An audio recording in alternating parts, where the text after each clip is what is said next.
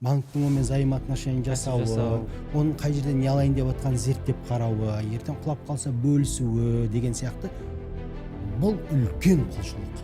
На самом деле бұл өте адамның ыңғайына жасалған өмір сүру, алып сатып алу, тәуекел алу, үй алу, машина алу деген сияқты нәрсенің бәрін жеңілдетіп қойған бұл жүйе ғой.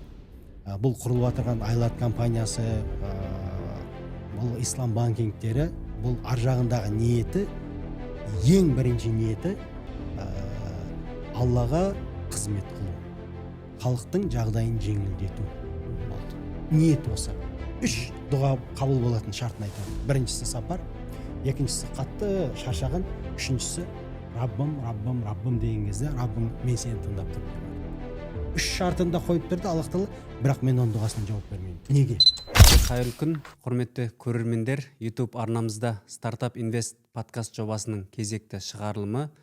Бүгінгі студиямыздың қонақтары Айлат Ислам қаржылық банкингінің негізін қалаушы Азат Өтепбай мырза, сонымен қатар Investor Search инвестициялық компанияның негізін қалаушы серіктесім Батыр Сиябек ағамыз. Студиямызға қош келдіңіздер. Біз бүгінгі қозғалатын тақырып инвестиция және қаржы төңірегінде болмақ. Алғашқы сұрағымызды Азат бауырымызға қойғым келіп отыр.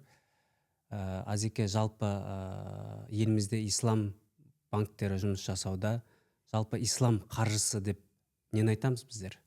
Қалай түсінеміз оны? Сұрағыңызға көп рахмет. Шынымен де қазір біз ислам қаржысының былай қарқынды өсуін көріп жатырмыз, сұранысты көріп жатырмыз. Бұл жерде жақын арада бізде банктың жаңа заң қабылданды. Ол жерде ислам терезелері ашылып, жаңағы қарапайым банктар өздерінің жаңағы шариғи ислам құндылықтарына сай өздерінің қызметтерін қазір көрсете алады. Оған қоса Астана қаржы орталығында жақсы мүмкіндіктер ашылып жатыр. Бұл адамдардың қазіргі бұған деген сұраныстарының көбейін көрсетеді жалпы. Бұл бізді қуантып жатыр. Неліктен деп айтатын болсақ, мына адал саудаға, таза саудаға, содан кейін мына құндылықтарға негізделген бизнеске адамдардың талаптары, сұрақтары көбейіп жатыр. Жалпы ислам қаржысы не деп айтатын болсақ, мысалы бұл саудаға, бизнеске бағытталған ислам қаржы жүйесі. Оның негізінде ол этика менен әдеп жатыр. Әрине бізге мұсылман болғаннан кейін бізге құлшылық сұрағы. Біз бұл жерде жаңағы өзіміздің дінімізге сай бизнес жасағымыз келеді, жұмыс істегіміз келеді. Ал жалпы егерде мысалы нарықтағы жүйеге қарайтын болсақ, бұл құндылықтарды көтеретін жүйе. Жалпы ислам әдебіне сай кәсіп жүргізу дейсіз ғой, иә? Жалпы оның ішіне нелер кіреді, мысалы, ислам әдебіне сай деп айтатын болсақ? Бір қарапайым мысал келтірейін. Мысалы, ислам құндылықтарына сай өзіңдегі жоқ нәрсені сатпа деп айтады. Біз көп көріп жатамыз да, мысалы, бір сайтта тұрады, мысалы, сатып алу деп тұрады, көпейт деп тұрады ғой, мысалы, сондай. Ол жерде адамда өзінде жоқ болса, негізінде олай жазбаған дұрыс. Өйткені, мысалы, ол тапсырыс бере алады да. Договор поставки дейді, договор купли-продажи дейді. Бұл негізінде екі түрлі, мысалы, договор. Біреуінде айтады, менде ол қоймада бар, менен келіп алып кет дейді. Екіншісі, жоқ, менде жоқ, мен барып алып келем да саған келіп сатам дейді, мысалы. Бұл осы жағынан, мысалы, сатып алушыға көп нәрсені ашығынан айту керек. Біз білеміз ғой, мысалы, көп компанияларға мысалы тапсырыс береміз, қазір дейді да, мысалы, ақшаны алып алады да, мысалы, жоқ болып кетеді. Немесе уақыт жағынан созып жібереді. Осындай қиындықтарға түсіп қалмау үшін негізінде осыны дұрыстап көрсеткен дұрыс. Мысалы, егерде бизнесте қазір жоқ болса, айтады, бізде қазір қоймада жоқ, сіз тапсырыс беріңіз, күтіңіз, біз сізге бұны алып келеміз дейді. Яғни осындай бір кішігірім зат, мысалы, адамға қараған кезінде не болуы мүмкін да, бір екеуінің айырмасы жоқ қой деген сияқты, мысалы. Ал егер түбіне келетін болсақ, бұл үлкен мысалы проблемалар бизнесте туындауы мүмкін. Өйткені біреу оған сенім артып қалады да, мысалы, маған қазір бұны алып келеді, бұған сатады, мен оны басқа біреуге берем, немесе өзімнің қажеттілігіме қолданамын деген сияқты мысалы заттарда осындай маңызды сұрақтарды талқылайды. Өзімнің бір өмірімнен бір мысал келтірейін. Былтыр мен пәтерім саттым. Сөйтіп риэлтормен келістік. Менің өкілім болады, ол барады да сатады, енді маған қызмет көрсетіп жатыр ғой ол. Сөйтіп тұрды да ол айтты, Азеке мынау сатылмай жатыр, бағасын түсірейік деді. Сөйтіп 1 миллионға түсті, 2 миллионға, 3 миллион, тағы бірақта 5 миллионға дейін түсіп кетті ананың бағасы. И бір клиент келді, сонымен келісетін болдық, сөйтіп сататын болдық. Сөйтіп сатып жатсам, жаңағы риэлторым айтады да маған, Азат, ана кісілер бір қимылдар түсініксіз болып тұр дейді да. Не болып қалды деймін. Олар маған менің 1%-ымды бермей жатыр ғой дейді да. Олар бір жақсылықта түсінбейтін адамдар екен дейді да. Мен оларға бағаны 2 миллионға түсіріп бердім ғой дейді да. Мен сонда сұрақ қойдым, сен кімге жұмыс істеп жатсың да? Маған жұмыс істеп жатсың ба, соларға жұмыс істеп жатсың ба? Кімнің мүддесіне жұмыс жасап, кімнің мүддесіне жұмыс жасалып жатыр да бұл жерде. Егер де сол 2%-ды менен ала қойыңызшы. Екі жақтан алмай. Екі жақтан ал. Бірақ маған нарықтағы жақсы бағаны алып келіп берші сатқанға. Мысалы, ислам құндылықтарына сай, ислам қаржысының талқылайтын тақырыптары комиссияны екі жақтан алуға болмайды. Ол конфликт интересов. Бұл да мысалы сауданың әдебі ғой. Әрине. Осыған қатысты көп сұрақтарды талқылайтын жүйе бұл. Жалпы ислам банкингі дәстүрлі банктен айырмашылығы қандай? Көрермендерге, жалпы халыққа түсінікті болу үшін. Мына жаңа біз талқылаған тақырып бұл ислам жалпы экономикасы деп айтайық. Мысалы, ол құндылықтар дедік, сауданың мәдениеті, сауданың әдебі, бизнестің жаңағы әдебі деп мысалы бастаймыз ғой. Егер де қаржы жүйесіне келетін болсақ, банкингқа келетін болсақ, олардың да өзінің талаптары бар. Ол бизнес жасалған кезде бізде айтады ғой, әрбір жақсы мұсылман ол қоғамға пайда келтіретін мұсылман дейді. Яғни біздің істеп жатқан ісіміз ол қоғамға пайдалы болу керек. Осы жақтан біз бірнеше тақырыптарды талқылаймыз. Мысалы, банк жүйесіне нақты келетін болсақ, бізде дінімізде ақшаны қарызға берген кезде үстінен өсім алуға болмайды дейді. Яғни өсім ол риба деп айтылады. Оның жаңағы көбісі процент деп айтады ғой, бірақ процент деген бұл жерге келмейді. Себебі біз егерде тауарды сатып алып, үстіне мысалы наценкасымен сататын болсақ, ол да процентпен есептеледі. Сонда базардағы жұмыс істеп жатқан адамдардың бәрі жаңағы өсіммен, процентпен жұмыс істеп жатыр деп айтпаймыз ғой. Олардың бәрі сауда жасап жатыр. Табыс деп айтамыз. Бізде Құранда қалай келеді? Біз қарыздың үстінен өсімді харап еттік дейді, жаңағы өсімді дейді.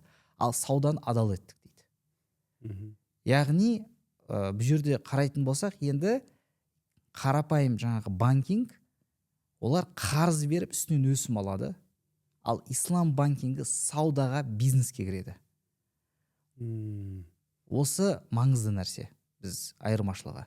Саудаға қалай кіреді деген кезде ол әртүрлі кіруі мүмкін. Ол тауарды сізге сатып алып беріп, сізге сатуы мүмкін. Немесе белгілі бір затты сатып алып сізге арендаға жаңағы беруі мүмкін. Немесе сізбен бірге жаңағы серіктестік құрып, бірге жаңағы риск дейді ғой, тәуекелге барып, соған бірге жұмыс істеп партнер болып, шығындарды табысты бөлісу мүмкін. Яғни бұл жердегі мақсат беріп жатқан ақша ол әшейін ақша үшін емес, ол белгілі бір сұрақты бизнесті дамыту үшін, шешу үшін беріледі. Бұл осы ең басты айырмашылығы осы деп білемін. Демек, Айлат ислам қаржылық банкингі қарапайым халықтарға арналмаған, кәсіпкерлерге арналған ба сонда? Жоқ, олай айта алмаймыз. Қарапайым халық деген кезде біз кімді айтамыз? Бизнесмен, ИП болсын, мысалы самозанятый деп қазір айтады. Біреулер несие алғысы келетін такси болсын деген сияқты ше. Олар да қарапайым мысалы халық, олар да бизнес жасап жатыр, олар да мысалы жұмыс істеп жатыр дегендей ғой мысалы. Бұл жерде біз өзіміздің компаниямызға келетін болсақ, біз қандай сұрақ көтердік? қазір Қазақстанда мысалы 20 миллион адам бар. Соның жартысы мысалы пенсионерлер мен балалар. Қалған 10 миллионы жұмыс істейтін адам. Олардың 84%, яғни 8,4 миллион адамның 16 триллион қарызы бар мойнында. Бұл үлкен ақша. Иә, үлкен. Осы сұрақты қалай шешеміз деген өзімізге бір сұрақ қойдық.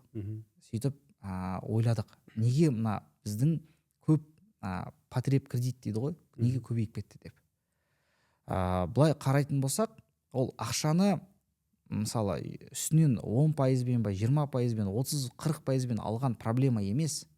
Ол ақшаны алып отқан кезінде ол одан табыс табады ма, таппайды ма? Осы сұрақ болды. Қаржылық сауаттылыққа келіп тұрады. Иә, мысалы бүйтіп айтайық, қараңыз. Мынау мысалы осы жерде камералар тұр, иә. Мысалы микрофондар тұр. Мысалы бізді қазір мобилограф келіп мысалы телефонға түсіріп жатыр. Ол телефонға түсіріп жатқан кезде ол біреуге қазір осы біздің айтқан тақырыптарды жеткізу үшін мысалы камера болсын, басқа нәрсе болсын, мысалша қызмет беріп жатыр да. Яғни бұдан бұл ақша табады. Біз мысалы осы жердегі ұйымдастырған адамдар мысалы оны төлейді дегендей мысалы.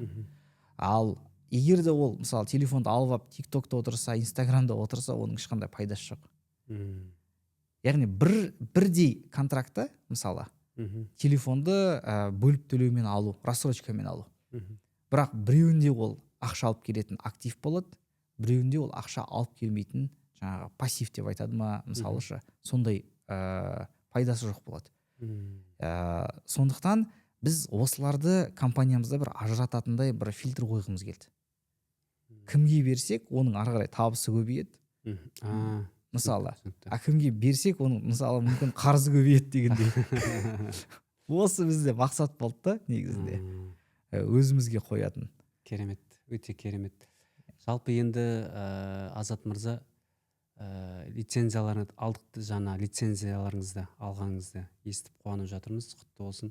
Жалпы осы банк саласында, банкинг саласында лицензияның талаптары қандай? Алу оңай ма екен, әлде өзінің белгілі бір талаптары бар ма, өзінің белгілі бір порогтары бар ма? Мемлекетпен жұмыс істеп, қаржы орталығында мысалы жұмыс істеп, лицензиямен бастаған жұмыстың көбісі қиын болады. Өйткені біреудің ақшасымен жұмыс істесең, ол үлкен жауапкершілік. Бұл жерде мысалы ислам құндылығына сай біз аманат дейміз ғой. Өйткені біз адамның мысалы ақшаларымен жұмыс істеп жатырмыз. Аманат өте маңызды. Сондықтан бұл жерде әртүрлі мындай мошенниктер, басқалар кіріп кетпеу үшін мемлекет бізден лицензия талап етеді. Лицензия талап еткен кезде оның бірнеше өздерінің талаптары бар. Ол бірінші біздің бизнес модель, не істейміз, кімге қаржыландырамыз, кімнен аламыз деген сияқты. Осыны бізден сұрайды. Ішкі біздің жүйемізді көрсетеміз, қалай жұмыс істейміз, қандай біздің политикаларымыз бар, соларды айтамыз. Содан кейін командамыз. Мысалға айтайын, осы лицензияны алу үшін 10 шақты адамды біз жұмысқа алып, регуляторға көрсету керек болдық. Мысалы қаржы директоры, жалпы компанияның директоры, рисковик, ішкі аудитор, ішкі жаңағы шария аудиторы бар, содан кейін комплайнс офицері бар, шария кеңесі бар бізде. Әрбір жасаған біздің жаңағы продукт ол шария кеңесінен өтіп мақұлданады. Бұл мысалы ислам құндылықтарына сәйкес келе ме, келмей ме дегендей. Содан кейін барып ол регуляторға көрсетеміз. Регуляторға көрсеткенде ол айтады, бұлай жұмыс істей аласыңдар дейді да, содан кейін ары қарай кетеміз. Яғни бұның өзінің жаңағы жүйесі бар. Альхамдулилля біз лицензия алдық. Айта кететін зат, біз банк емес, біз қазір біз адамдардан қазір қаржыны депозит ретінде алмаймыз. Бірақ осы бағытта біздің 1-2 жылда банктік мысалы лицензияға жету деген қазір мақсатымыз бар. Біз қазіргі бастап жатқанымыз қаржы институттарымен жұмыс істеп, солардан профессиональный инвестор дейді ғой, солармен жұмыс істеп, осы жерге өзіміздің жаңағы капиталымызды жинап, мына адамдардың ары қарай әл-ауқатын көбейтетін инструменттерге берсек деген ниет қойып отырмыз. Керемет. Енді келесі сұрағым Батыр ағамызға Investor Search инвестициялық компаниясының негізін қалаушы Батыр ағамызға қойғым келіп отыр. Жалпы бәке Investor Search қаржылық инвестициялық компаниясы басқа да инвестициялық компаниялар нарықта елімізде өте көп. Олардан айырмашылығы қандай? Бисмилля. Негізі біздікі подкаст ретінде жүрген дұрыс, Әрине. Мен көп сөйлеп кетпейін. Араласып, емін еркін отырып, бір интервью сияқты болмасын, иншалла. Андай бір сөйлесіп отырып, ашықтаған жақсы да, әйтпесе бір Кішкене еркін отырайық дейсіз. бір интервью алып, сосын менен интервью алып, ондай болмасын. Өйткені халыққа жеңіл болсын, иншалла. Ең бірінші біз Азатты бөлмей тыңдадық. Ол өте маңызды заттар айтты. Сіздер құлақ салып тыңдасаңыздар, банктерде окошкалар ашылды деді. Бірақ бұл терминнің ар жағында үлкен зат жатыр. Азекеңдер осы жақында БЦК банктың ішіне халал көп стандарттар енгізді. Бұл өте маңызды, өте үлкен жұмыс, білсеңіздер. Окошка деген сөз бүкіл жаңағы дәстүрлі банктер жайлап бір терезе ашып жатыр. Не үшін? Ислам қаржысын жүргізу арқылы. Екінші, Азекең Астана финансовый центр жайлы айтып кетті. Халықаралық Астанадағы финансовый центр. Бұл жер арқылы біз үлкен лицензиянтты барлығын білмейтін адамдар үшін, білмейтін адамдар көп. Сол жерден алдық. Сол жерден лицензия беріледі. Сол жер арқылы көп заңды түрде елімізде қалай ислам қаржысына адамдарды шақыра аламыз. Жеп отқан тамақтарын қалай қаржысын қалай халалдандырамыз, адалдандырамыз деген сұраққа бұл үлкен нүкте. Алла тағаланың берген Астанадағы бұл қаржылық орталық, бұл үлкен нүкте. Алланың үлкен нығметі. Осы арқылы қазір кіріп жатыр. Лицензия сол жерден алып. Енді бұл біздердің айтайын деп отырған мәселеміз не ғой? Бұл өте күрделі мәселе, барынша жаңағындай бір қарапайым тілмен әңгімелесіп отырып бір жеткізейік иншалла. Керек емес жерлерін кесіп алып тастайсыздар ғой иншалла. Керек жерін қоясыздар. Егер де интервью болса ауыр болады. Шынымен де ауыр болады. Жылқышыға нұрсейді құсап қалай бар солай саламыз. Осылай емін еркін отырып. Енді Investor Search деген не бұл? Investor Search деген, мысалы, Азекең, ашығын айтайық әңгіменің. Азекең баяғы бері банк жүргізіп жатыр. Банкингтің жұмысын істеп жатыр. Халықтың, мен Азекеңді 2015-тен бері қарай танимын. Сол кезден бері қарай қойған ниеті қалай халықтың ең болмаса бір 3-5% ақшасын халалдандыра алам. Мәселен, Қазақстанда алайық. Қазақстанда оборот қанша жүріп жатыр ақша. Соның 3-5%-ын халалдандырса, мен осы өмірде миссиямды орындап кеттім. Дұрыс қой? Әр адам өзінің таңдаған мамандығында Аллаға құлшылық ету керек қой. Әрине. Сондықтан осы мәселемен жүріп келе жатырмыз да. Бұл баяғыдан бері қарай танитын мәселе. Енді мен алдынан шығам. Мен Азатқа қалай көмектесем? Сұрақ. Азат банкинг. Бұл қаржылай береді. Ал мен не істей алам? Мен онда былай істейін дедім. Азатқа дейін адамды қалай мен алып келе алам? Банкке дейін. Тексеріп. Мысалы, қазір бұл жерде бір 20 адам отырса, түрінен қарап білмейсің ғой, қайсысы адал сауда жасап жатыр, қайсының обороты дұрыс, қайсысына ақша құйып жіберген кезде аманатқа қиянат жасамайды. Аманатқа қиянат деген ақшаны алып алды да обороттан, банктен машина сатып алды. На самом деле ол мақсат қандай алды? Оборот көтерем, бүйтем сөйтем деген бір договормен алды да машина сатып алды.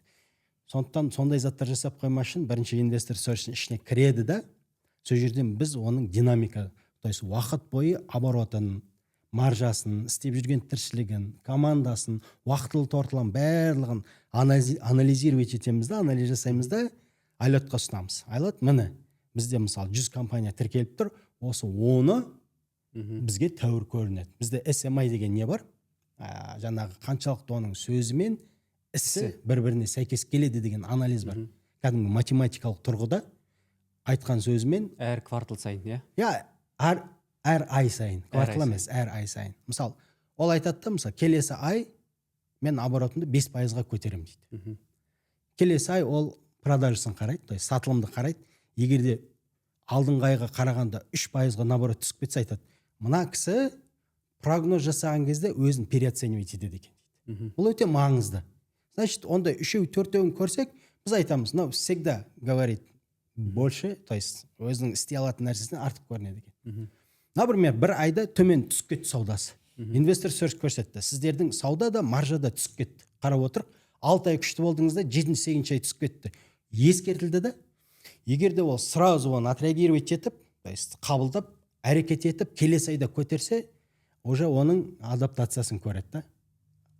Инвестор серч айтады, мынау компания сразу өзінің іс-қимылдарына қарап отырады екен, тез түзеледі екен. То есть стресске түсіп кетіп қалмайды екен. Значит, соның бәрі 4 анализ, астында тағы 4 модуль, 8 анализ жиналады да, оған бір баға береді.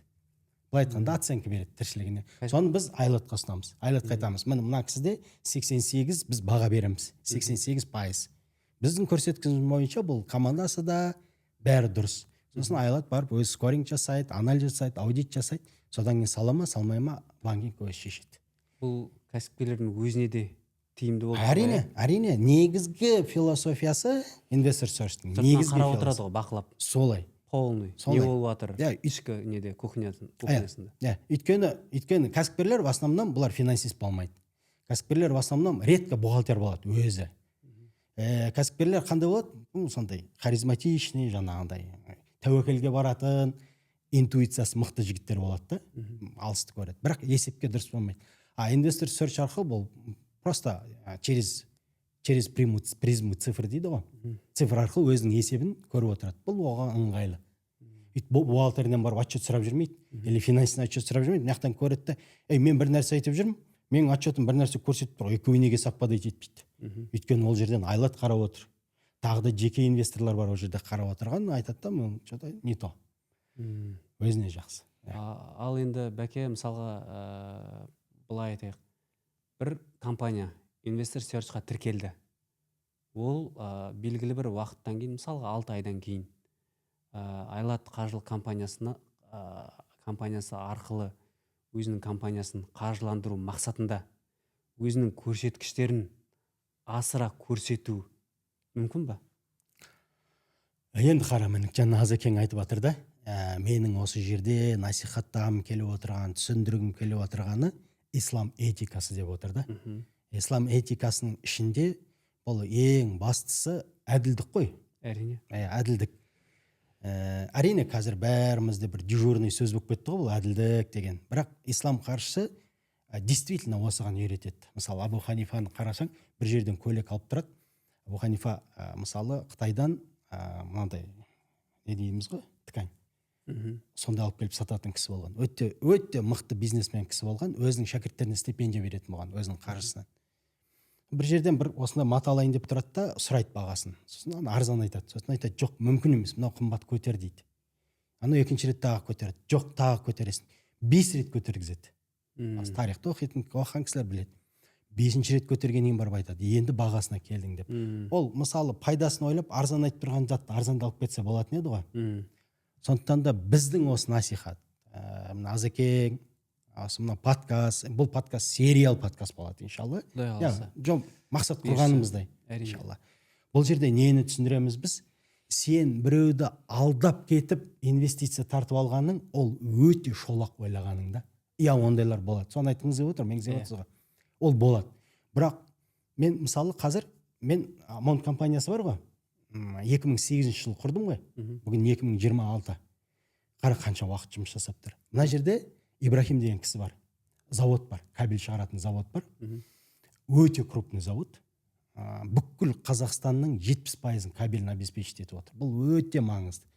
Мен қазір барып оған 100 миллионға, 200 миллионға маған кабель бере салшы, мен 2 айдан саған ақшасын әкеп беремін десем, маған бере салады.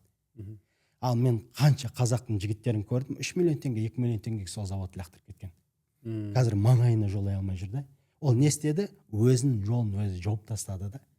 Сондықтан қазір мен өзімді күшті көрсетіп, бүйтіп айлатты алдап, бүйтіп инвестиция тартып алу, ол ой болуы мүмкін, бірақ ол өте берекесіз, өте болашағы жоқ, ешқандай бизнес шықпайтын, ешқандай да бір болашағы жоқ нәрсе. Егер де ол өзін ақиқи дұрыс көрсетіп, минус қылып көрсетіп, бізде ана ішінде инвестор сөрсте байқайды, постоянно соңына нолик қоя берсе подозрение лақтырып жібереді өтірік бізге. көрсететіндерді сол байқай ма деп сол Иә, сұрағым келіп соңы отыр. ноликтер болып кетсе барлық жерде ол айтады.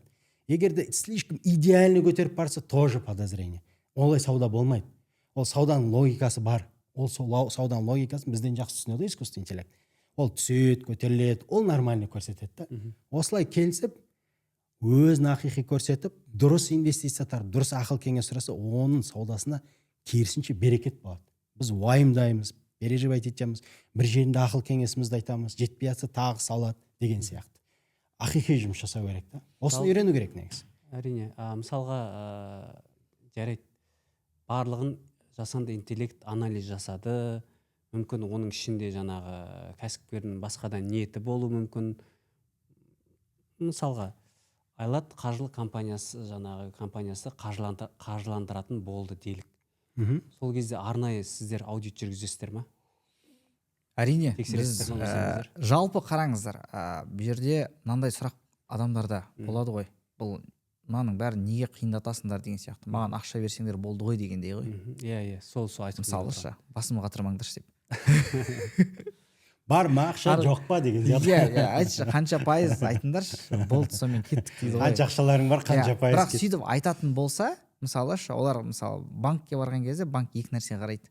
Кез келген банк. Ол баяғыдан келе жатқан нәрсе ғой негізінде. Иә, біріншіден ол табыс көрсеткіші. Оның табыс көзі қай жақтан ақша тауып жатыр бұл компания. Қанша тауып жатыр, қалай тауып жатыр, қаншалықты тұрақты тауып жатыр. Мысал келтірейін, мысалы компания бір поставка жасайтын болсын. Мысалы мынадай мебель, мысалы. Егер де бұны алып, неге мысалы розница дейміз ғой, мысалы жаңағы базарда сатып жатса, мысалы өзінің мебельіне жаңағы не салондары болып сол жерге сатып жатса, ол мысалы оның тапқан табысы, яғни клиенттері жан жақты да, яғни тұрақты болып есептелуі мүмкін. Ал кейбіреулер бар, өздері мысалы осында не жасайды да, мысалы кресло жасайды да, тек IKEA ғана сатады. Иә, IKEA күшті поставщик, бірақ ертең IKEA алмай қалса, бүткіл саудасы тұрып қалады. Сондай көп мысалы зауыттар болды, бір ғана поставщикпен жұмыс істейді да, бір ғана сатып алушы, мысалы точнее, покупатель дейміз ғой. Бір ғана біреумен партнермен жұмыс істегеннен кейін, ол ертең жоқ болып қалды, банкрот болып қалса, бүткіл бизнес құрып кетеді мысалы. Яғни бұның тапқан табысының қаншалықты тұрақты екенін көру керек негізінде қаржыландырып жатқан кезінде.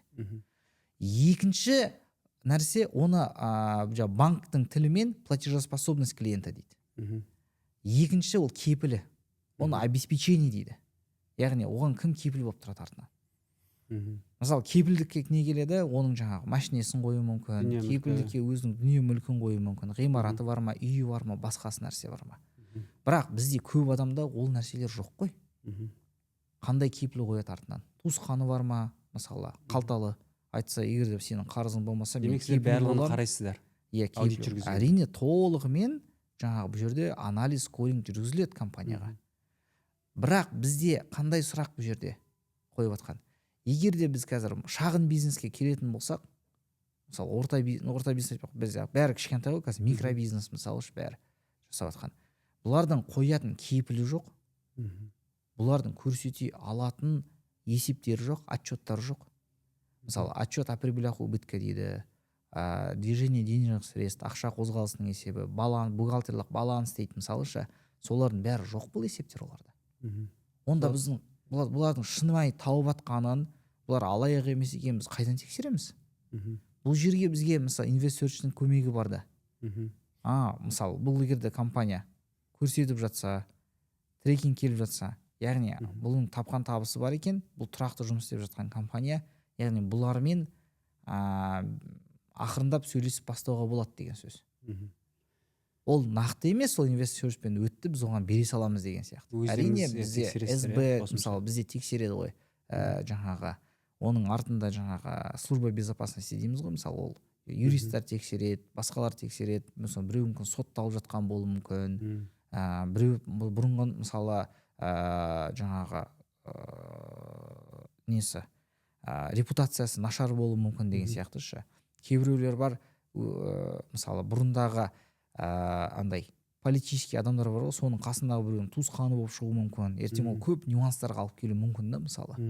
Соның барлығын анализ жасап ол жаңағы беріледі. Бірақ бұның барлығын біз егер де біреуге 10 миллион теңге 5 миллион теңге беріп отырсақ, оған тағы да бір 2 миллионның анализін жасау керек та. Сондықтан банктар мына шағын бизнеске барғысы келмейді. Өйткені анализі көп та, а беретін ақшасы аз. Азғантай. Иә. Машақаты көп. Иә, әрине. Сондықтан көбісі мысалы бізде қашады содан. Ал бұл жердегі біз қазір айтып отқанымыз инвестөрчіге осы жұмысты жасап жатса, яғни бізге анализ жасауға негізінде арзандайды бұл жұмыс. Яғни шағын орта бизнеске беретін мүмкіндік көбейеді. Осы жақта жаңағы синергия келіп тұр да. Енді бір ортақ сұрақ қойғым келіп отыр. Мысалға инвестор серч, мысалы бір компанияны бір жылдық көрсеткішін анализ жасап, толық көз жеткізгеннен кейін Айлат қаржыландыру орталығы қаржыландырды. Екеуін бір сөзбен айтқанда, қосып жібердік. Сіздің тіліңізбен айтқанда, үйлендіріп жібердік. Белгілі бір уақыттан кейін, мысалы, сайт знакомство болып тұр ғой да. Белгілі бір уақыттан кейін неке сәтсіз болып ажырасатын күн туған кезде, жаңа бизнес атпай қалды деген, сол кезде кім жауапты болады? Осы неге? Менен жауап бере салайыншы, Бәдеке, рұқсат берсеңіз. Қараңыз, біз шешім қабылдаған кезде бұл біз өзіміздің шешім. Бұл жерде инвестор ешқандай бізге не бермейді, жауапкершілікпен. Азат осыған бер, осы жақсы үгіттей алмайды. Өйткені біздің өзіміздің жаңағы қаржыландыру комитетіміз бар. Ол жерде отырған өзіміздің жаңағы рисковиктер бар, мамандар, заңгерлер, бұлар өздерінің анализін өздері толығымен жасап, сөйтіп барып береміз. Біз бұл жердегі бізге керек затымыз, мысалышы, екі жақтан тағы да айтам, бізге осы компанияларды іріктеуге үлкен көмек. Мысалы, біз қазір 1000 компанияны анализ жасай алмаймыз ғой. Инвестор оны жасай алады. 1000 компания кірсінші, жүргізіп, ішінде іріктеп, мысалы, 10.000 компания болса да, мысалы. Соны іріктеліп қалғандары болса, бізге бұл, мысалы, үлкен жеңілдігі бар. Сондықтан, соңғы шешім ол біздің өзімізден болады, ал бізге бұл үлкен, мысалы, екі жақты көмек. Инвесторчте тек қана Айлат емес, басқа да компаниялар келуі мүмкін. Мысалы, егерде басқа біреу, мысалы, бизнесті көріп жатып, мынау компания күшті екен, мен ішінен, мысалы, долясына кіргім келеді, сатып алғым келеді деп, мысалы, басқа бір инвесторға келетін болса, олар да кіріп кетуі мүмкін. Ол тек қана бұл жерде Айлатпен жұмыс істеу деген мақсат емес қой. Солай емес пе, Бәтеке? Салысың. Әрине. Тоже кіріп те жатыр. Біздердікі не ғой? Ең бірінші әрине частный инвесторлар. Мен айналамда баяғыдан бері жұмыс жасап келе жатырмыз ғой, мысалы Өзбекстанға, Қырғызстанда ЖИА деген ассоциациямен айналысамыз. Ол жерде құрамында 3000 кәсіпкер, үлкен кәсіпкерлер. Енді орта және кіші және орта кәсіпкерлер ғой, бірақ жақсы саудалар. Өзбекстанда бар осындай ассоциация. Менде тап осындасы Малайзияда бар. Түркияда бар. Түркияда екі ассоциациямен араласамыз. Біреуінде 11.000 завод бар ішінде, компания бар. Біреуінде 16.000. Қытайда араласамыз. Керемет. Енді қара, біздердікі не? Осындай жерлегі, осындай адамдарды Айлат сияқты финтехтарға жол салып беру. Жаңа Азат айтып отыр ғой, біз инвестиция құямыз жоқ, біздікі просто жол салып апардық. Азат есігін аша ма, ашпай ма, ол біздің ісіміз емес уже. Біздікі не істеу? Біздікі бәрін көрсетіп алып бару. Сосын инвестор сөз бұл аудит емес. Бұл аудит емес. Жет отчет беріп тұрады, жаңа валовый прибыль, доход, расход, дебитор, кредитор, жет отчетін тапсырады. Сосын өзінің намерениесін айтады, мен бүйтем сөйтем деген. Бірақ бұл жерде біз аудит жасамаймыз. Бұл жерде біз не істейміз? Бүкіл отчеттарын дұрыс жүріп жатырғанын көрсетеміз. Айтып жатқан сөзімен отчеттарын бір-бірімен сәйкес келгенін көрсетеміз. И және де мынау компания командасы өте жауапкершілікпен жұмыс жасай ала ма, жасай алмай ма, соны ғана көрсетеміз. Ал аудитті ол банк жасайды, ол бизнесіміз емес ол. Кез келген жаңағы жеке сол инвестор серчтің ішіндегі компанияларда, ірі компанияларда жаңағы бақылап қарап отырып, оларда қаржы сала алады кез келген. Конечно. Например, например, айлотқа жүгінсе болады. Мысалы, частный бір инвестор отыр, қалтасында 100 миллионы бар, бір компанияға салғысы келеді, мысалы, айлотқа ақша төлесе болады. Сіздер мысалы өздеріңізге аудит жасайсыздар ғой. Міне маған сіздерде арзандау шығатын шығар. Сізде юрист бар, анау бар, мынау, бірнеше маман бар ішінде. Мен сіздерге төлейін ақшасын. Сіздер маған аудит жасап бересіздер ме? Болады ғой да, Азат олай. Әрине біздің жұмысымыз енді сол компаниялардың несін тексеру ғой. Оларға ақша құюға бола ма, болмай ма деген сияқты мысалы. Біздің жалпы андай экспертизамыз деп айтамыз ғой. Осы да ғой. Шариғатқа сай ма деген сияқты. Мысалы, ол шариғатқа сай бере аламыз ба деген сияқты. Мысалы бір қызық мысал келтірейін. Біздің мысалы бір компанияға егерде айтса, мен Азат кафе ашқым келеді, мысалы 20 миллион ба 40 миллион ба деген сияқты мысалы. Мына жерде ғимарат алып алайық, жартысын сендер төлеп беріңдер, жартысын мен айтамын, жақсы, біз оны сатып алайық та сендерге арендаға берейік, мысалы 3 жыл ма 5 жыл ма мысалы. Сендер ары қарай жұмыс істей бастайсыңдар.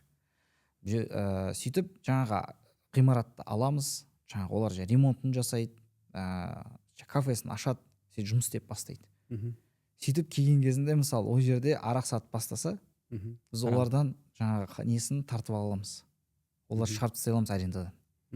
Өйткені бастапқы біз айтамыз, сендердің істеп жатқан істерің келіссөз солай болды. Келіссөз сондай болған. Сендер адал сауда жасау керексіңдер бұл жерде. Біздің жаңағы құндылықтарымызға сай сауда болу керек. Тағы басқа нәрсе болып кетсе, өйткені бұл өте маңызды. Бұл жерде біз банктан жаман боламыз. Харамға кетіп қалса. Өйткені бұл өте маңызды. Егер де адам алдаса, мысалы, өте ауыр зат негізінде. Сондықтан мына бизнесте біз біргеміз деп отырмыз ғой. Бірақ егер де локдаун болып қалса, мысалы, пандемия болып қалса, онда біз күтеміз. Бұл өте маңызды. Пайыз жүрмейді. Үстінен жаңа аренданы тоқтатамыз. Бір қызық мысал келтірейін. Бізде мысалы 20-шы жылы жаңағы пандемия болды ғой, ковид келген кезінде бәрі тұрып қалды ғой. Сол кезінде банктардың ішінде бірден мына ай сайынғы төлемдер, рассрочка барлығын тоқтатқан екі банк болды. Біреуі Заман банк, екінші Аль-Хилаль банк. Олар бірден тоқтатты. Мысалы, пандемия келген кезінде. Басқа банктарға жаңағы төлемдерді тоқтатыңдар деп айтқан кезінде, олар основной долг дейді ғой, соны тоқтатты да, үстінден пайызы жүре бастады. Содан кейін оларға тағы енді пайызын да тоқтатыңдар деген кезде, сол кезде ғана тоқтатты. Бұл болған пандемия, болған мысалы ковид, ол бизнестің қолындағы ұстап тұрған өзінің жаңағы несі емес, халатныстан емес қой. Халатныстан емес ол. Сондай халатность болып қойған кезде біз жаңағы рискті, убытокты біз көтеру керекпіз. Табыс жаңағы жақсы күндерде де, жаңа қиын күндерде де, қиыншылықта да бөлісе отыруымыз керек. Жақсылықта да бөлісе керекпіз. Бұл өте маңызды. Өте керемет. Егер де бірақ мысалы бизнестің ішінде егер де нюанстар шығып алса, онда біз өзіміздің жаңағы штрафтарымызды, нелерімізді, жаңағы санкция дейді ғой, жаңағы сөзі, соларымызды саламыз. Өйткені ол мысалы біздің бастапқы келісіміміз бойынша ол істеп жатқан ісі адал болу керек. Ол өте маңызды. Мынау жаңа Бәке мынандай зат маңызды да. Мысалы жаңа Азекең айтып жатыр ғой. Ислам Заман банкты, Аль-Хилаль банкты Ислам банкі ғой, сразу тоқтатты деп. Мынандай зат бар да бизнесте. Бизнесте көп жүрген жігіттер өздері біледі. Ақша көп табу деген нәрсе бар. Ақшаның берекеті деген нәрсе бар. Бір жақсы пример бар. Мысалы, қой жылына бір рет туады. Бір-ақ қозы туады. Ит жылына 2 рет туады. Бір туғанда 3 күшіктен 12 күшікке дейін, 10 күшікке дейін туалады. Бірақ енді бүйтіп ұзақ мерзіммен қарасаң да, 20 ғасыр деп. Қазір иттер толып жүру керек қой. Еще ит ешкім жемейді. Қойды біз күнде соямыз, жейміз. Бірақ қой көп та, ит аз. Ұзақ мерзімде қарасаң, негізі наоборот болу керек. Бұл не деген сөз? Бұл береке деген сөз да. Ақша табу бар, ақшаның берекесі бар. Бір қызығы, қазір сырттан көріп отқан адамдар, былай істесе Ислам банкі қалай дамуы мүмкін деп ойлауы мүмкін да. Бұл Алланың беретін берекесі бұл. Бұл береке деген нәрсе, бұл цифрға тәуелді емес. Цифрдан бөлік. ниетке. Иә, бұл ниетке Ниетке байланысты. Бағана мысалы айтып отырық қой әңгіме. Қандай уәкілдік қоя алады ол? То есть гарантия қандай қоя алады? Мен бизнесім жүреді дегенге бір гарантия қою керек дедік қой жаңа. Үйін немесе бір залог. Осындай бір оқиға болды. Инвестиция сұрап келіп тұр. Содан кейін мен айттым да енді залог қоясың ба десем, жоқ, залогым жоқ деді. Залог қоя алмаймын. Енді инвестиция тартқысы келіпті. Я саудам жүреді күшті деп. Мынандай қылып күшті презентация жасап келіп тұр ғой. Соны қарасам, тап залогқа қоятын үйі бар екен. Үйіңді қойсайшы. Жұмысым ба, мен айырылып қаламын ғой дейді. Біреуден инвестиция қарыз ақша сұрап келіп тұр. Енді үйіңді гарантия қойып ала салсайшы десе, жұмысым ба, мен айырылып қаламын ба? Ол деген не деген сөз? Ешқандай минусқа кетпей, мен инвестиция тартып аламын деп тұр да. Сондықтан ол, мысалы, банк өзінің рискісін алып тұр ғой. Ол да өзінің бір рискісін алу керек. Ол көрсету керек. Мен уверен, сенімдімін, мына сауда жүреді. Егер де действительно бизнесмендер болса, істеп жүрген, действительно сауда жүрейін деп тұрған адам болса бар ғой, қоя салады любой нәрсесін. Тек лишь бы берші маған мүмкіншілік. Ал егер де бұған уверен болмаса, бағанағанда ой келеді, мен мынаны айырылып қаламын ғой. Сондықтан екі жақта бірдей бір-біріне нету керек та, тәуекел алу керек та. Сонда банк өзінкін алады, мынау өзінкін алады. Кейбіреулер залог қой десең, онда не айырмашылығы бар деп сұрайды да. Бар айырмашылығы. Бір жақсы мысал келтіргім келіп тұр.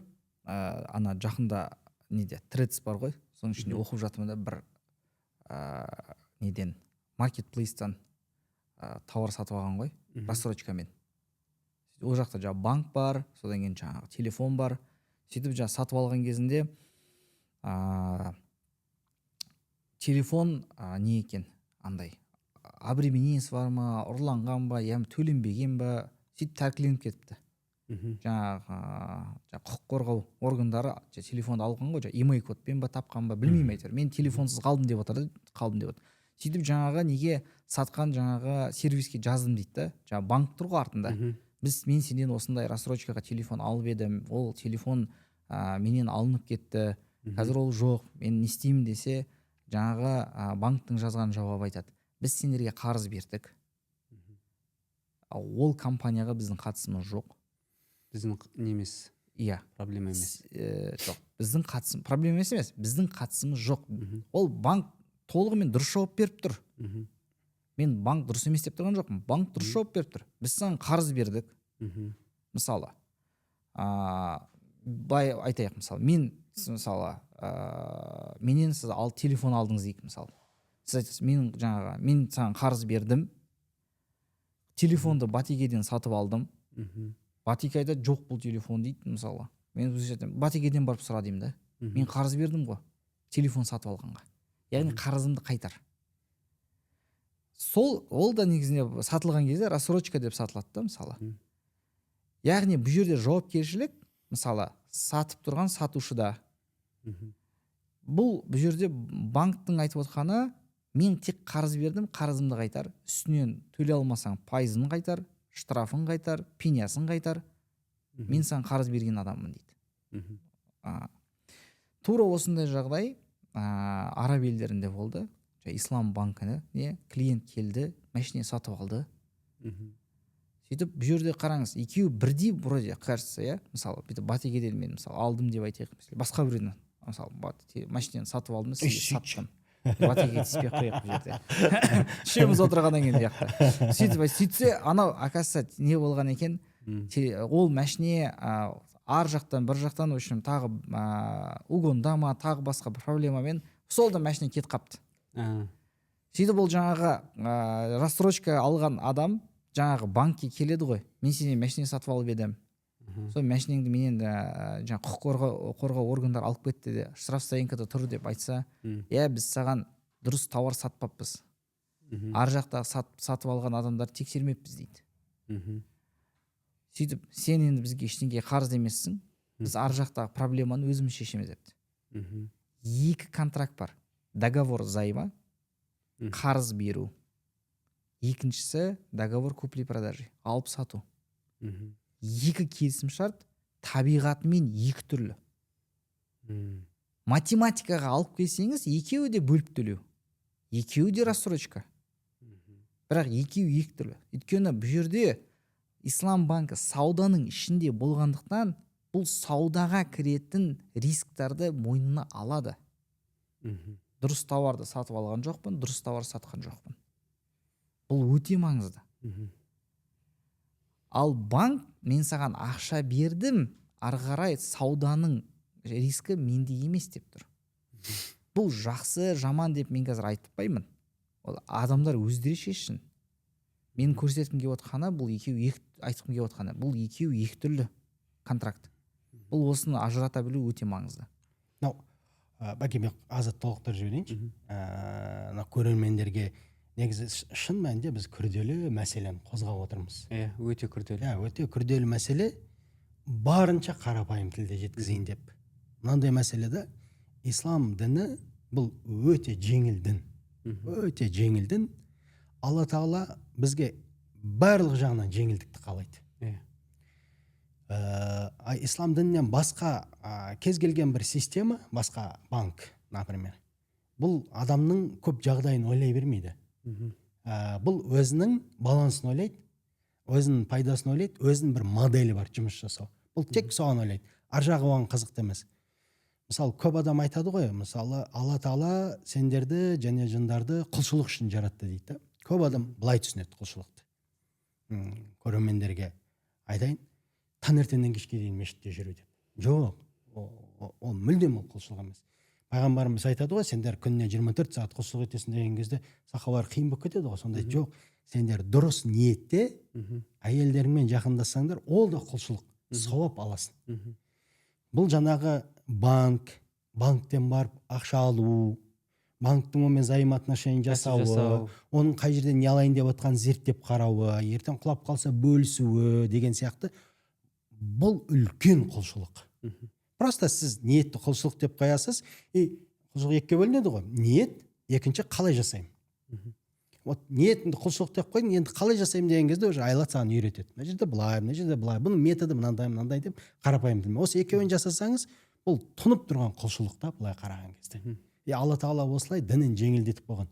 Негізі біздің өміріміз осылай өмір сүрсек, қазір біздің істеп отырғанымыз енді бір юристерге, финансистерға бір сложный бір нәрсе кіргізіп жатқан сияқты болып көрінуі мүмкін.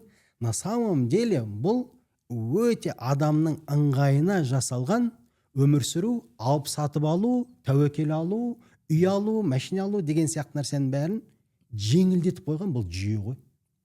Ол просто система. Алла тағала осылай өте жеңіл өмір сүріңдерші. Міне банк мына жауапкершілікті алды, сен мына жауапкершілікті алдың. Бітті, мына жерге келдің, қысылдың ба? Банк, мысалы, ислам дінінде мынандай нәрсе бар. Бізде қазір мынау не дамыған ғой қатты, ломбард. Мен Малайзияда осыны зерттеп келдім. Ломбардтың жүйесі бар. Бұл Алла тағаланың бізге берген наметі. Ломбард жүйесі олар тек алтынмен жасайды. Бірақ былай, бізде алтын көп ұстаймыз ғой қазақ елі. Олар бірінші зерттейді, қайыр алтын ұстайды, сөйрелер кіреді. Сосын ад зарплат, да зарплат отыратын мемлекеттерде бұл жақсы ломбард жүреді. Кел, бір зарплатта, не келесі зарплатта ақшаң жоқ. Не істейсің сен? Келдің, мысалы, ломбардқа келдің, алтыныңды өткіздің. Кепілге қойдың. Алтынды өткізесің. Жоқ, олар алтынды алып алады, сатып алып алады былай айтқанда. Бағасын түсіреді, сатып алып алады. Сосын келесі жол сен ол алтынды айда алмасаң, тағы үстіне қосады. Сен соны төлеп қоюың керексің. Основной ең басында мысалы 180 мың алдың, сенкі 230 мыңмен қайтып сатып алуың керексің алтынды. Ондай баға қойып қояды саған уже. Оны төлей алмасаң, тағы саған үстіне 30 мың теңге қосады. Келесі айға отсрочка жасатқызады. Келесі айға отсрочка жасамасаң, ананы төлемесең, 200 мың төлей алмайсың, 25 мың төлей алмайсың, болды ананы сатып жібереді. Бұл деген адамды қатты қинайтын система ше. Ал бұны жаңағы ислам дінінде ломбардтың системасы Малайзияда өте жақсы дамыған. Ол мынандай. Алтында келдің, 180 мыңға өткіздің, 180 мыңды алдың.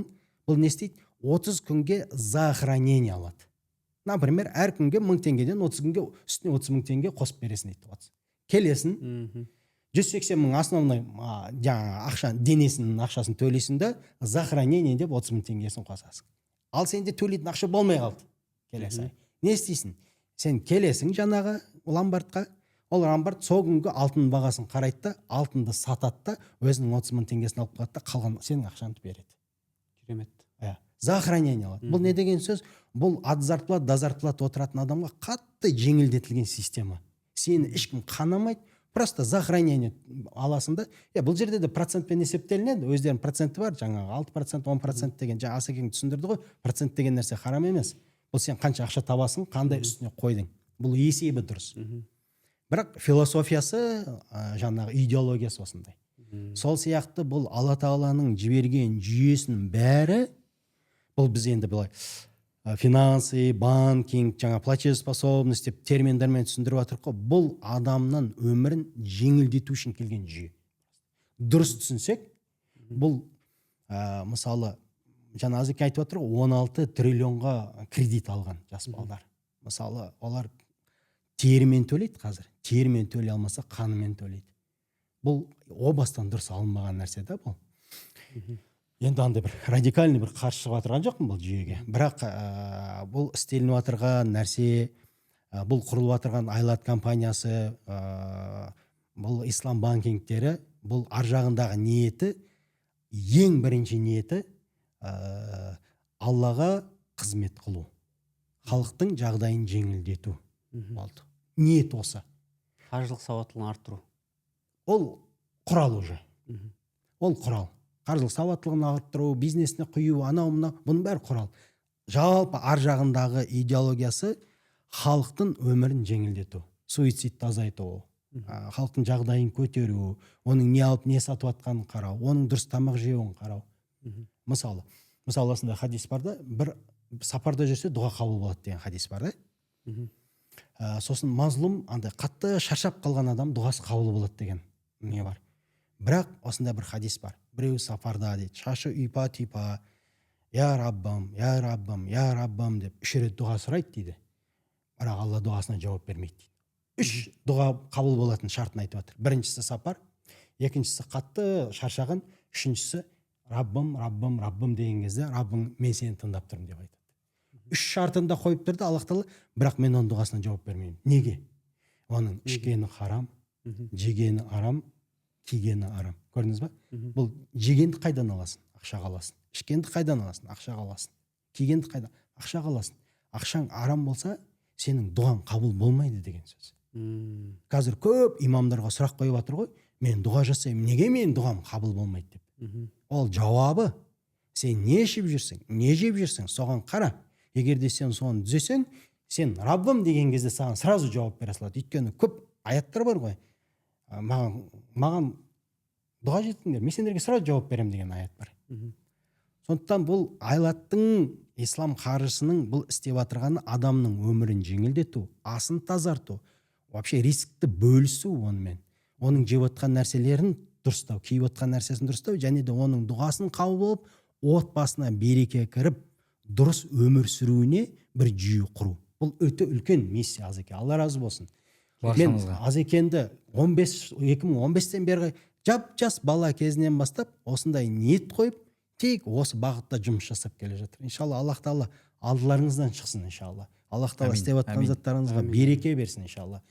Мен ойлаймын, осы Айлат компаниясы иншалла Каспийден асып түспесе, кем түспейді. Бірақ Каспийдің адал, берекелі түрі болады деген қатты сенімдемін иншалла. Қатты сенімдемін.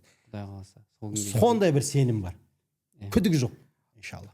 Мына жерде бір қоса кететін нәрсе бар да. Бірінші айтасыз ғой, мысалы адамдарға көмек керек деген кезде көбісі қалай ойлайды, сендер мысалы үстінен ештеңке қоспай ақша бересіңдер ма дейді да. Мысалы 1000 теңге бердім ба, 1000 теңге қайтардым деген сияқты. Бұл шынайы көмек па деп біз сұрақ қойдық өзімізге. Жоқ, бұл көмек емес. Себебі ол адамның қарызын көбейтіп жатыр да. Не көмек болады, оның істеп жатқан ісіне жәрдем беретін қаржыландыру керек та. Балық бермей қармақ береміз дейсіз ғой. Балық бермей қармақ беру. Сөйтіп бірге табу керек ақшаны. И бірге жаңағы рисктарды бөлісу керек. Ол осы маңызды нәрсе. Мысалы, кімге көмектесеміз дегенде, осы қоғамға кім жақсылық алып келіп жатыр, кім қызмет көрсетіп жатыр. Мысалы, таксист, мысалы, курьер болсын, мысалы, ары-бері тауар таситын адам болсашы, ол елге қызмет жасап жатыр. Шамасы келген жерде. Шамасы келгенше, мысалы. Ол даже неге отырсын, мысалы, электровелосипедке отырып, сонымен бірге ары қарай жүрсін. біз ойлаймыз қазір мүмкін оған каска береміз ба, мүмкін велосипедін береміз ба, оған ол ақша табатын құрал ғой. Сантехник болса ертең мысалшы, егерде өзің жаңа бір ключтарын сатып ала ма, наборын ала ма шыққан кезінде, бұл да елге қызмет көрсетіп жатыр ғой бұлар. Программист мысалы айтишник болса, ол немен код жасап жатыр деген сияқты, ноутбук керек оған, жұмыс керек деген сияқты ше. Бұлар осының барлығы оған ақша табатын құралдар. Бірақ біз шынайы бұл осылай ақша таба алады ма деген мысалы бізде сұрақ болады ғой. Бізге ақшаны құйып жатқан адамдар, біздің жаңағы инвесторларымыз ше. Олар бізге де талап қояды ғой. Біз сендерге мысалы осы ақшаны ары қарай таратыңдар, көбейтіңдер, бизнеске де жақсы болсын, сендерге де жақсы болсын дейді. Егер де біз ертең құр таратып берсек, олар айтады, Азат, бұл ары қарай дамитын нәрсе емес қой дейді. Бұл қайырымдылық емес қой дейді. Сендер бұны ары қарай көбейткен жоқсыңдар ғой дейді мысалы. Сол жерде маңызды да қалай көмектесу керек. Көбісі айтады, қазір қарыз берсе ары қарай сұрақтардың бәрі шешіліп кететін сияқты да. Негізінде ол қарыз берсе сұрақтар көп шешілмейді. Оған жаңағы табыс көзін көбейту керек. Инвестсерч соны көрсетіп береді да негізінде. Мысалы, сен қай жерден табыс тауып жатсың, табыс тауып жатқан жоқсың ба деп жаңағы ше. Бізде соған қарап отырсыз, мынау табыс табатын адам ба жоқ па деген сияқты. Соның екеуін біріктіре келген кезінде, мысалы, бұл жерде жаңағы ортақ бір жобалар пайда болады. Ол жаңағы бірінші жағынан ғой, қалай біз көмектесеміз дегендей. Екінші бір айта кететін жақсы нәрсе, мысалы Батеке күшті айтты, жаңа жалпы жаңа ислам құндылықтары бойынша бізде көп нәрсені өмірді жеңілдетеді. Мына 2008-дің кризисі қайдан келді? Қаржы жүйесі өте күрделеніп кетті. Қатты күрделеніп кетті. Бірінші, мына ипотечный кризис дейді ғой, естіген шығарсыздар. Неге ипотечный кризис болды? Бірінші алдыда мысалы белгілі бір адамдарға ипотека берді. Жалпы жаман емес негізінде. Мысалы, адам үй алады деген сияқты. Олар баға көтерілді ғой, баға көтерілді осыдан. Жоқ, ипотеканы берді, содан кейін не істеді? Олар алдыда жаңағы ипотекада қарызы бар ғой, енді адамдардың банк алды да қарызды битіп бір жерге жинады да, басқа біреуге сатты. Ол сатып алған адам бірнеше банктарын сатып алды. Сөйтіп оны бір жерге біріктірді де басқа біреуге сатты. Ол үшінші, төртінші, бесінші, алтыншы біреуге сатты.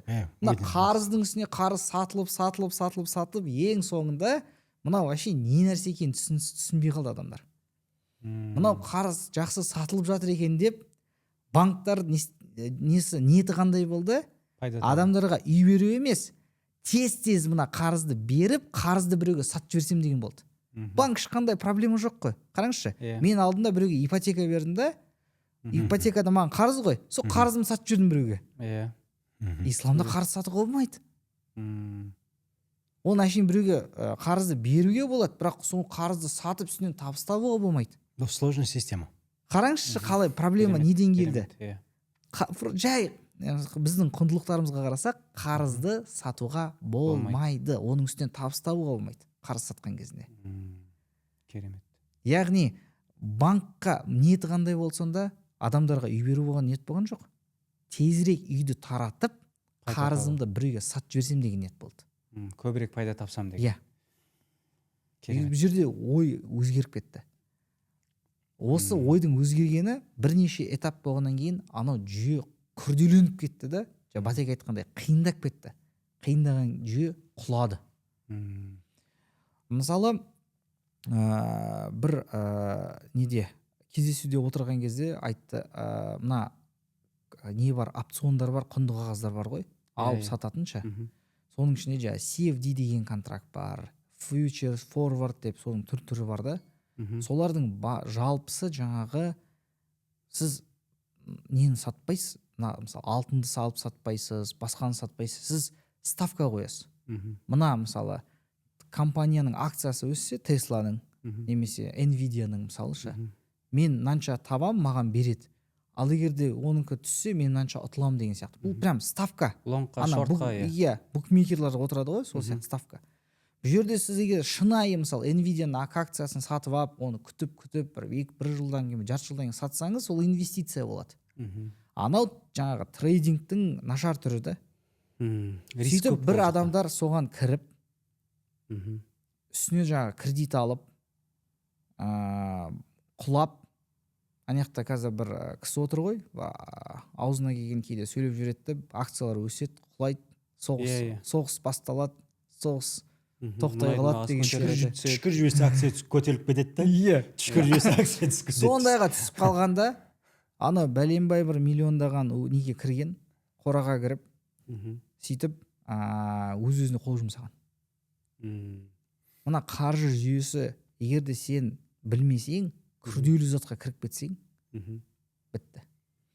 Кеше интернетте оқып жатырмын, 200 жылдан жұмыс жасаған банкты бір жас жігіт, жасы 30-ға келмеген жігіт па, бір қысқа уақытта банкрот қылыпты. Қалай? Тура осындай қораға кіргізген ғой. Опцион шартить етеді дейді ғой. Сондай жаңағы опциондарды ала берген да, сөйтіп банктың отчетін өзі өтірік жаза берген. Банктың несі дейді, убытығы дейді да, өзінің банктың құнынан дейді, бірнеше есе асып кеткен дейді. Мысалы, банк 1 миллиард тұратын болса, оның убыткісі 200 миллиардқа кетіп қалған дейді. 200 жыл жұмыс істеген банкты қысқа мерзімде ма, 1-2 жылда ма, одан да аз уақытта жаңағы құртқан ғой. Мына күрделеніп кеткен жүйе негізінде андай дайын емес адамға өте қауіпті. Сондықтан бұл жердегі ислам қарсы қалай айтады? Өзіңдегі жоқ нәрсені сатпа, қарызды сатпа, оның үстінен өсім алма. Қарыз деген ол қанша бересің, сонша алу керексің. Егер де кәсіп жасағың келсе, мысалы бізде кәсіп жасау ол өте дұрыс. Бізде ризықтың 10-нан 9-ы мысалы кәсіпте, саудада. Ол өте дұрыс. Бірақ бұл жерде сен тауарды сату керексің, тауарды алу керексің. Реальная экономика дейді ғой. Реальная экономикамен жұмыс істеу керек. Цифрлармен ойнап қажет жоқ бұл жерде. Түсінікті. Азеке, көп рахмет. Келесі сұрақты мен Бәкеңе қойғым келіп отыр. Investor Search, бізде көрермендеріміз қалай ақшамды 1 теңгемді 2 теңге қылсам болады деп жүрген адамдар өте көп деп ойлаймын. Мысалға Investor Search-тің ішінде үлкен Investor Search компаниясы жалпы үлкен компанияларға немесе жаңа кәсіпкерлерге арналған ба, немесе мысалы қарапайым халық мысалы азғантай ақшасы бар делік. Мысалы солар Investor Search компаниясына тіркеліп сол жақта мысалға біреудің 5 миллион ақшасы бар, біреудің 10 миллион, 20 миллион ақшасы бар, солардың барлығы бірігіп бір неге сала ала ма кәсіпке? Былай да, Бәке, былай айтайық. Investor Search деген бұл компания, бұл инвестиционный компания емес та. То есть мына жерге инвестиция сала аласыңдар, мына проекті жақсы, я болмаса бір проектіге мына инвестор, біз бұны айтпаймыз. Өздері, бұл жерде біз вообще жоқ. Біз неміз, біз просто айнамыз. Қандай айна? Компания келді, біз қойқығымыз, қандай отчеттер көрсету керек? Просто компания салды, біз компанияны көрсеттік. И это не значит, что мына компания лучше. Просто біз көрсеттік болды. Бүкіл инвестор Search ішінде тіркелген регистрация жасардың алдында инвесторларда проектлерді осы затқа қол қояды. Ертең біреу ақшасын салып жоғалтса, инвестор Search ішінен бір жерден бір сөз таба алмайды. Мына компанияға салыңдар, біз жауапкершілік аламыз деген нәрсе жоқ. Осы нәрсе. Бұл бірінші нәрсе. Екінші нәрсе. Осындай бір хадис бар. Пайғамбарымыз айтады. Мына кісіні кім таниды дейді. Сонда бір сахаба тұрып айтады, мен танимын дейді. Сонда пайғамбарымыз айтады, сен бұнымен бірге ұзақ сапарға шықтың ба дейді. Ол кездегі сапарлар біздікінде, яғни бизнес класс самолетпен ұшып баратын сапар емес. 3 айлық сапарлар. 3 ай, 4 ай көтеніңнен геморройың шығады. Аттың үстінде жүк көп жүрсеңіз, көтеніңізден геморрой шығады, білесіз бе? Қан аққан кезде аяқ киім іші қанға толып қалады. Имам Шафиғи да сондай болған. Ол кісілер бір хадисті есту үшін 1-2 ай жол жүріп кете беретін болған ғой. ол кезде интернет жоқ, іздей салатын. Ондай сапарда адам ашылады. Бұл бірінші мәселе. Қазір біздің мәселеміз жұмыс. Жұмыста адам ашылады. Сен біреумен бірігіп жұмыс жасамайынша сен оны танимын деп айта алмайсың. Бірігіп жұмыс жасаған кезде сен қай жерде ол сараң, қай жерде ол қиыншылықтан қашқысы келіп тұрады, қай жерде ол өзі минусқа кіріп бара жатса да, міне мен анау бірінші договор есімде, міне деп тастап кетеді. Осының бәрі практикада істе ашылады. Анау айтады ғой, малдың аласы сыртында, адамның аласы ішінде деген. Ол ала деп отырған жаман нәрсе емес, адамның күш қуаты жете алатын дәрежесі. Осы іс жасағанда көрінеді. Пайғамбарымыз сондықтан айтады, мынаны танисың ба дейді. Танимын деген кезде жұмыс жасадың ба? Жоқ, онда сен танымайсың деген осы. Investor search не көрсетеді бұл инвесторларға? Оның регулярно барлық нәрсені толтыруын көрсетеді. Оны жұмыс жасамаса да, жұмыс жасағандай зеркалить етіп, біз оның қабілетін, не екенін, ол каждый отырып алып толтыра беруді оңай зат емес ол. Содан кейін минусқа кетіп баратқан жер, мен минусқа кетіп баратырмын деп көрсету оңай емес ол. Осының бәрін көрсете ма? Ол ақиқи біз айтамыз, міне мынандай зат, міне зеркалить еттік, біз қараңыздар, міне минусқа кет, минусын көрсет, плюсқа кет, плюсын көрсет. Міне 5% көтерім деді, көтерді, келесі ай 3%-ға төмен түсет деді, түсті. Көрдіңіздер ме? Мынандай. Как будто ол жұмыс жасамай тұрып, оны жұмыс жасағандай көреді. Ішін барынша көреді. Бұл екінші мәселе. Үшінші мәселе, біз мынандай жасап қойдық. Отношение деген, то есть қарым-қатынас деген кнопка бар. Бәрін көрді, 3-5 ай, сосын қарым-қатынас деген кнопканы басады. Сол жерде бізде 6 парақ шығады. Сен мына кәсіпкерден не күтесің деген сұрақ келеді. 6-ауын толтырады. Жаңағы мен стресске кіріп кетсем, тез шешіп тастағым келеді. Түсініксіз бірдеме болып барса, кафеге шақырып отырып сөйлескім келеді. Или болмаса мен жабылып қаламын, ренжіп қаламын, ештеме жазбаймын, значит мен ренжіп қалдым. Ол толтырады 6 парақты. Ол кәсіпкерге келеді. Или кәсіпкер толтырса инвесторға келеді. Инвестор ананы көреді, өзінікін толтырады. Тап сол қағазды. Содан кейін программа жаңағы Investor Search айтады. Сіздер 58%-ға совпадать етесіздер. Бір-бірлеріңізге ұқсайсыздар. 42% көзқарастарыңыз. 42% сіздер басқаша ойланасыздар. Осы жерін шешіп алыңыздар деп көрсетеді. Қай жерде кемшілік бар? Кемшілік емес.